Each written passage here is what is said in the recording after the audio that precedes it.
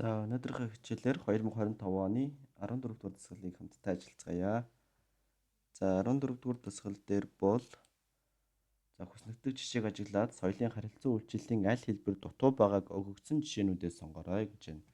За тэгэхээр соёлын харилцан үйлчлэлийн хэлбэрүүд гээд нэгт нь Монгол-Японы соёлын харилцааг дэмжих Альянс нийгэмлэгээс зохион байгуулсан Япон улс Монгол улсын хоорондын дипломат харилцаа тогтоосны 50 жилийн ойд зориулсан хүндэтгэлийн концерт.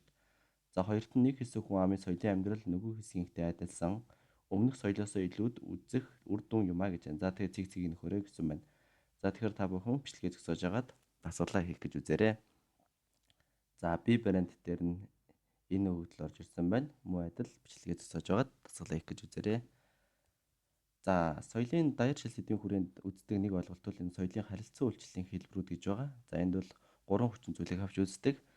За соёлууд хэрхэн хоорондоо харилцдаг юм бэ? За яаж нөлөөлдөг юм бэ гэдэг асуудлыг хөндлөнө гэсэн үг. За үүнд нэгт нь соёлын хуулбарлан дүрэх гэж байна. За энэ нэг хэсэг хүн амын соёлын амьдрал нөгөө хэсгийнхтэй адилсан өмнөх соёлын дадал хөвшлээсээ хавьгүй илүүд үзэж хүлээн зөвшөөрсөн сэтгэлгээний үр дүн юм а гэж байна. За өөрөөр хэлэх юм бол аливаа нэгэн улс орны соёлыг даган дуурайж өөрийн соёлыг бол орхигдуулж гээгдүүлж байгаа үзэгдэл байж болно гэсэн үг. За хоёрт нь соёлын тулгалт гэж байна. За ихэвчлэн тухайн цаг үеийн хүчрхэг гүрнүүдийн зүгээс баг буураа улс оронд хандсан үйлдэл юм а. Соёлын тулгалт нь бүтээсэн бүхнийг устгаж хүнийг тэр зүйлээ дахин бүтээхгүй болтол нь айлган сүрдүүлэх үйл явцаа гэж байна. Тухайлбал 1930-аас 1940-од оны үед бол манай улсаас уламжлалт шашин соёл үндэсний бичиг үсэг зэрэгээ орхиход хүрсэн нь ийм тулгалтын хэлбэр байсан гэж зарим судлаачид тэмдэглэжээ гэнэ.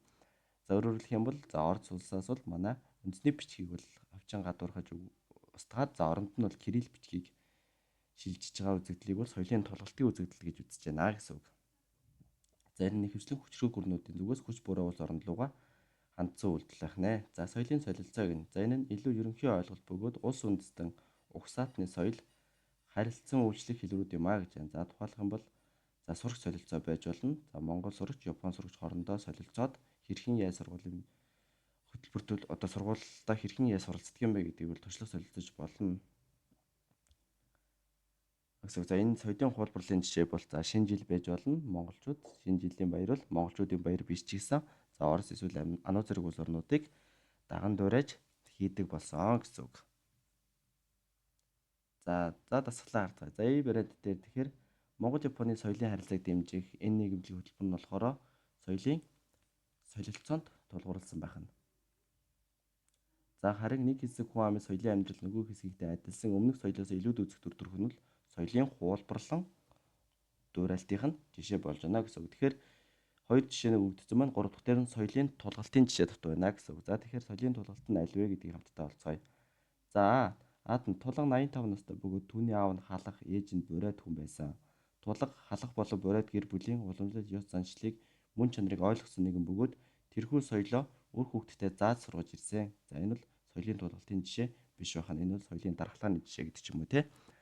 За дорж Сүхбаатарын аймгийн Дарганх сумын өндөрлөгт тэгш газарт 200 орчим унтарсан галт бол байдгийн тухай мэдээлэл гадаад дотоодын аялагчдад хүргэж соёлын үнэт зүйлсээ хамгаалж ирсэн гэж байна. Энэ муу адил соёлын тулгалтын жишээ биш байна гэсэн. За Ассир Бабилоны нь зэрэгцэн уршиж байсан ба оршин буй цаг хугацаанд аль нэг улс нь хүчрхэг болох үедээ нөгөө улсаа иргэшээлд оруулдаг байваа гэж байна. За тэгэхээр аль нэг улс нь хүчрхэг болонгуудаа л нөгөө улсыг иргэшээлд оруулах үйлдэл байх юм бол энэ маань өөрөө соёлын тулгалтын жишээ болж байна гэсэн. Тэгэхээр энэ зөв хариулт нь C.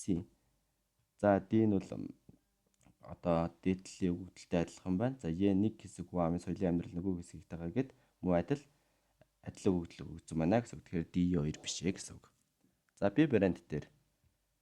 За нэг хэсэг хүн ам энэ маань илүүд үзэг үзэгдэл маань соёлын хуулбарлан дуурайлалт. За 30-аас 40 оны үед манай улс уламжлалт шашин соёл энэ маань соёлын тулгалтын жишээ. Тэгэхээр соёлын солилцооны жишээ байхгүй байна гэсэн үг.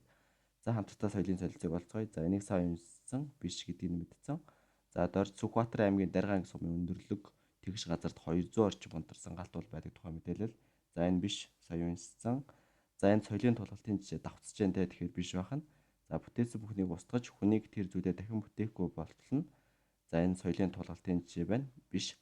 За тэгэхээр Япон улс Монгол улсын хооронд дипломат харилцаа тогтоосны 50 жилийн хүрээнд Монгол-Японы соёлын үеийн форум зохион байгуулагдсан гэдэг энэ маань соёлын солилцооны жишээ байх нэ гэсэн үг. Тэгэхээр 14-ийн Е вариант байх нэ. За эсэлтийн шалгалтанд нь амжилт хүсье.